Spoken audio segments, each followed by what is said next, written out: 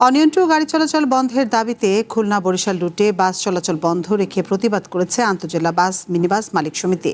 সংগঠনের নেতারা জানান, দীর্ঘদিন ধরে নির্ধারিত নীতিমালা অমান্য করে বিভিন্ন অনিয়ন্ত্রিত যানবাহন সড়কে চলাচল করছে। এতে বৈধ পরিবহন মালিক ও শ্রমিকরা আর্থিকভাবে ক্ষতিগ্রস্ত হচ্ছে। বিষয়টি একাধিকবার সংশ্লিষ্ট কর্তৃপক্ষকে জানানো হলেও কার্যকর ব্যবস্থা নেওয়া হয়নি।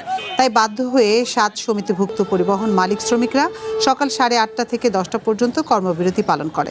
এতে ভোগান্তিতে পড়েন সাধারণ যাত্রীরা।